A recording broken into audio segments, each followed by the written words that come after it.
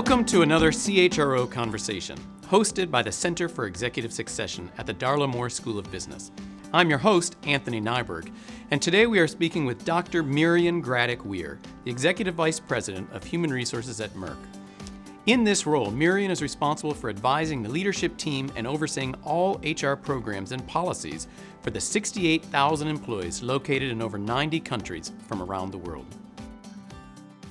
Mirian, thank you so much for coming down here again. It's always a great treat for us to have you in Columbia. Well, thank you, Anthony. It's actually great to be here.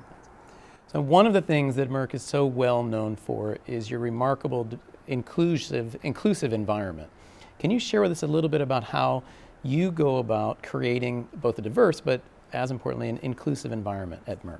Sure. Well, it helps a lot to have a CEO who is passionate about diversity and inclusion. And so his sponsorship, I think, has really been an asset to the organization. And obviously, before we talk about inclusion, we've put a lot of energy into diversity, trying to get more women and people of color into senior roles and to critical operating roles. But I always say, and I think I read once, that diversity is when you're invited to the party. Inclusion is when somebody actually asks you to dance. To me, it's a great sort of way to think about it.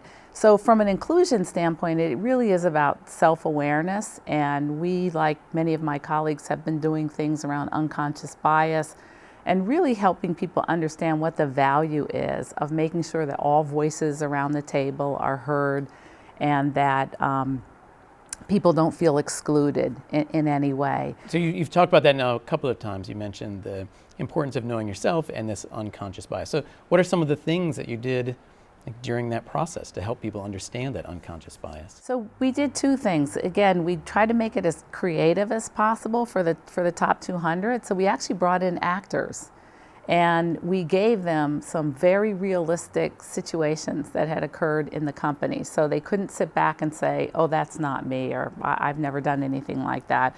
And we had the actors play out the scenarios, and then in smaller groups they would get together, talk about what happened, talk about times when they in fact have either seen a colleague exhibit something like that. It might be in a performance evaluation session.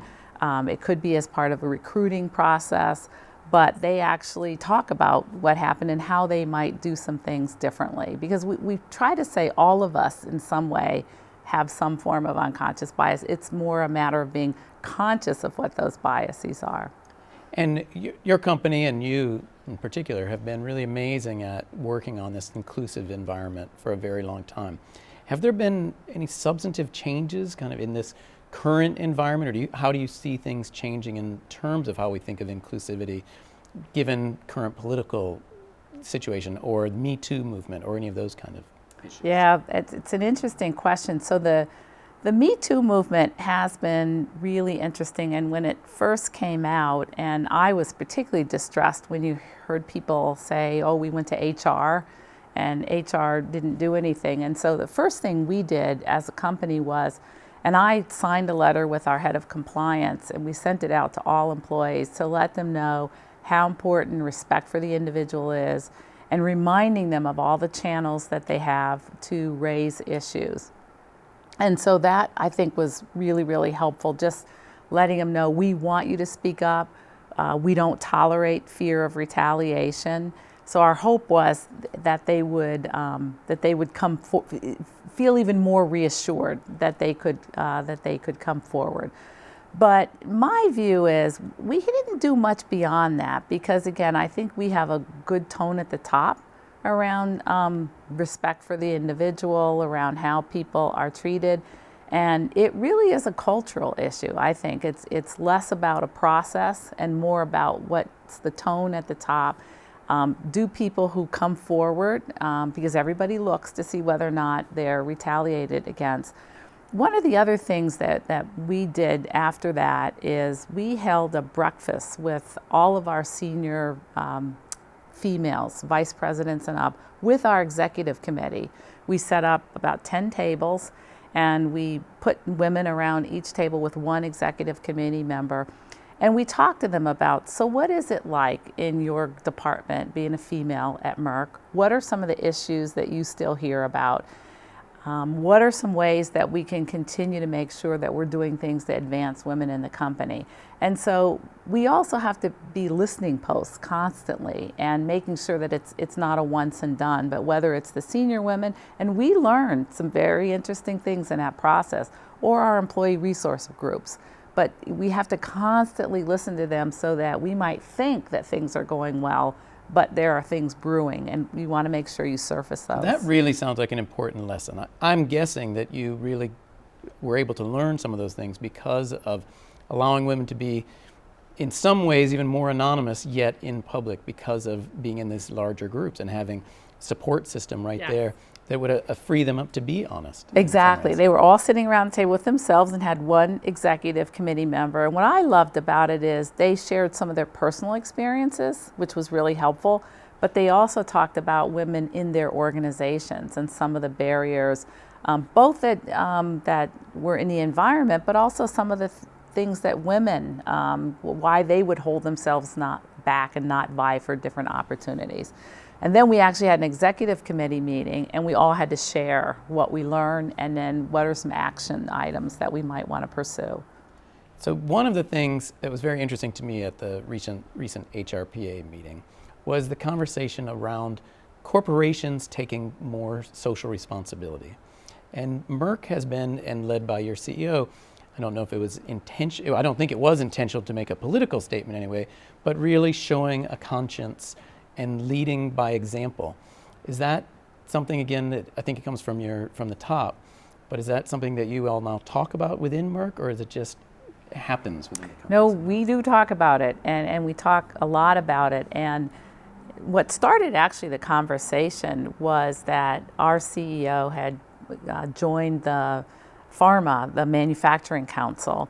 And part of the reason he wanted to do that was he wanted to make sure that the current administration really understands our company, understands how work gets done. And but what happened was he was down there and they put him right next to President Trump. And due to the age of social media, most of the people in the company had no idea that he was going down and going to that meeting. And then what happened was people saw him in social media, it went viral. And so all of a sudden, all of our employees started sending in notes and emails. And why was Ken down with President Trump, recognizing the fact that other CEOs were down there? And then they started asking questions about, well, does that mean he's agreeing with some of the things that President Trump is doing, some of the divisive behaviors? So we had that to deal with from the very beginning. Then after the whole Charlottesville, Virginia incident, that's when he took a stand. And his point of view, and he's been very public about it, it was a personal decision, but he felt like you can't sit at the top of a company as a CEO and have your own personal values of ethics and integrity. But more importantly, the company has values of ethics and integrity. And here you are, you see something that's in direct violation of that. And he just felt like he had to take a stand. I mean, he had to talk to our board about it, and they were obviously very supportive of it. And I think CEOs have to be very cautious about when they decide they want to take a stand. But in his mind, he could not continue to go to work and face 68,000 people without taking a stand. And it was very courageous because A, he knew he might be the brunt of a tweet, which he was. And he wasn't sure at the time he did it whether or not other CEOs were going to follow, and they did. And in many ways, I think some of them got pressure from their own employees because I think a lot of people in the workforce now, they do look at the CEOs and they want to know, does the talk match the walk? So I'm sure within your company, and now within a lot of companies, there's a question about where to draw that line, when to do something because you think it's the right thing to do or not, versus what's in the company interest or the shareholder interest. How do you approach that in the leadership team? How do you think about those topics?